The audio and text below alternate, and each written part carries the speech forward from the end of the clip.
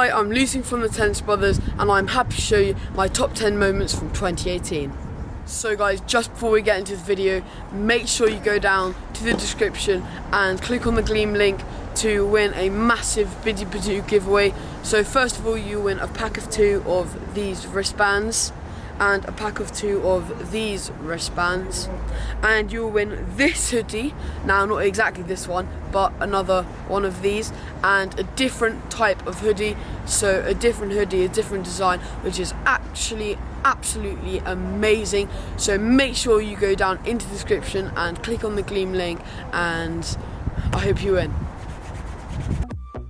So right here, guys, this is our first one of top 10 moments, and here we are with Pro Direct and Kyle Edmund here at the National Tennis Centre, and we were doing a bit of a collab for us and Pro Direct. So you're about to see us hitting with Kyle Edmund, which was very special.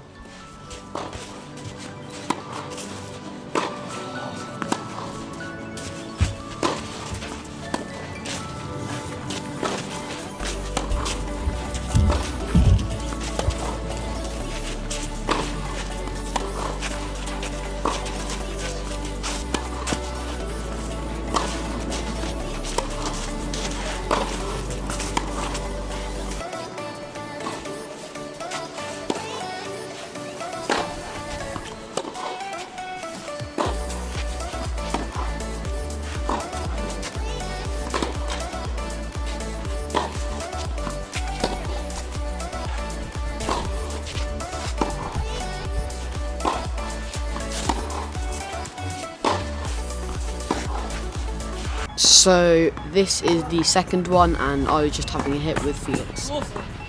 Here's some Tennis Europe gameplay. So this one is the third one, and this was very special to me because this was my first Tennis Europe, and this is at Holton. I was playing a boy from Mexico, I think, in this match. This was my second match, and it was a very good experience. I had lots of nerves, which is different to normal events, so it was a learning experience for me. And here we go, number 4. Now this is, for me, it just shows like the athleticism of tennis, and you gotta like hunt down every ball, and you can see here in a slow motion how like all of my muscles work together to make the shot. And here I've just run for a drop shot, which my brother has hit. This next one is basically me hitting with my brother again. There were lots of very good points through the hit, and we had 2 cameras set up, so it was hard. So that slice there was the second camera. So you are about to see the gameplay of my match, so hopefully it goes well. So here we were at the Dusseldorf Junior Open. I was playing the 14 and under consolation quarterfinals, and obviously it was very hot, so let's see how I get on.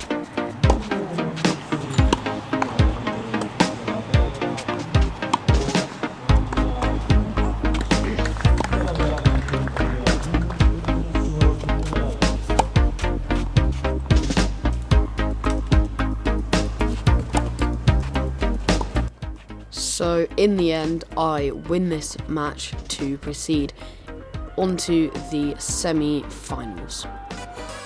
So that was the ESA Open. That was when I interviewed Mark from Technofiber. The ball is our premium ball. It's called X1, and it was even played at the Davis Cup finals last year. Wow. Special ball then. Yeah. Is there any... So quick shout out to J.A. Lugoki, hopefully I said that right, and he watched one of our really long videos from start to end, so shout out to you. And this is another slow-mo, and look how much strain are on my muscles to get every shot. You can see my ankle, my left ankle is literally sideways right now, and you always have to be very flexible, and my ankles just are very flexible, so that's good.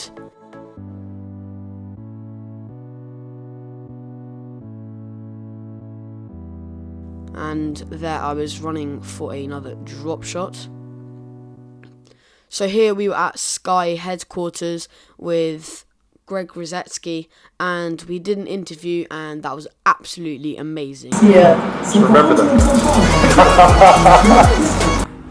So this point is in because I love to obviously beat my brother, and it was a very good point.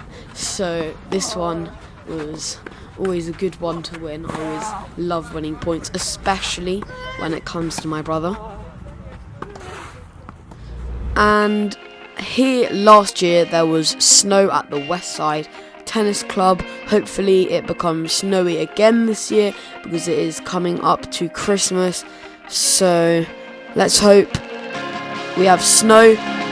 So I'm going to give you a bit of history about all 4 Grand Slams, and I'm just going to roll through a few facts. The Australian Open, the overall prize money is 55 million Australian dollars. So the year 1968 marked the beginning of the Open era pro tennis. So that's quite cool. Don Butch is the only player in tennis history to have won 6 consecutive Grand Slams. Imagine that, in singles titles. That is really tough. And that was from 1937 to 1938. So that was quite a while ago. So I don't think many of you will recognise the names. So Roger Federer is the first male tennis player ever to win 20 Grand Slams. That is a big number of Grand Slams. The Roland Garros / French Open was founded in 1891, and that is 127 years ago. That is a very long time. So Rafa Nadal has the most titles ever in the Roland Garros, which is the French Open. He is a very good physical player. And going on to Wimbledon, Wimbledon was founded in 1887. That was 141 years ago. Now imagine that 141 years ago, people were playing tennis, people were going to Wimbledon and watching the tennis 141 years ago. And in the earlier years of Wimbledon, women wore full-length skirts. Imagine running around in a full-length skirt. That must be really hard to run around. And Wimbledon has a lot of past because Wimbledon is the oldest tennis tournament in the world. Now that is really special, and that's why Wimbledon is my favourite Grand Slam.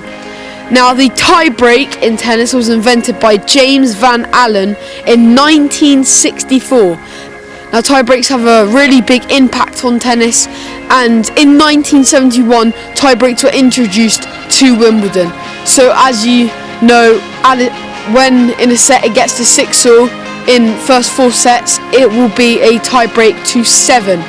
Now in 2017, fans consumed 34,000 kilograms of English strawberries and 10,000 litres of cream. That is a large amount. Now if you think about that, that is a lot of strawberries and cream. That's all I can say. Tennis balls were originally white, like that, but in a more of a round tennis ball shape. And in 1986, yellow balls were first introduced to Wimbledon, so they didn't look like snow anymore, and yeah, they looked yellow as they are now. In the US Open, Roger Federer has the most consecutive wins from 2004 to 2008. Now that is winning the Grand Slam 4 years in a row. That is a really big amount, and being Grand Slam 4 years in a row is a pretty cool thing. Now the longest match in the US Open lasted 5 hours and 26 minutes. That is a really long match, should we say. And in Wimbledon, there was a match which was a lot longer, but 5 hours is a very long time. Now Tracy Austin was the youngest champion in the US Open, age 16, and William Learned was the oldest at 38. Now imagine being 38 years old and winning a Grand Slam title. That is older than Roger Federer now. Fun fact, from 1881 to 1974, the US Open was played on grass. Imagine that. Then from 1975 to 1977, it was played on clay. And from 1978 to now, it is played on hardcourt. So it has been changed 3 times in the past. So if you're still watching by this point, well done. And I'm going to run to the end of that court and see if this microphone still works. Right, running. It is covered in snow right now. I hope you can still hear me. There's actually so much snow on this court. And can you hear me? Because if you can, I'm waving right now. Bye-bye. Till next time. Bye-bye. Bye-bye. Bye-bye. Hope you love the video. Bye-bye. Bye-bye. Hope you love the video. Bye-bye.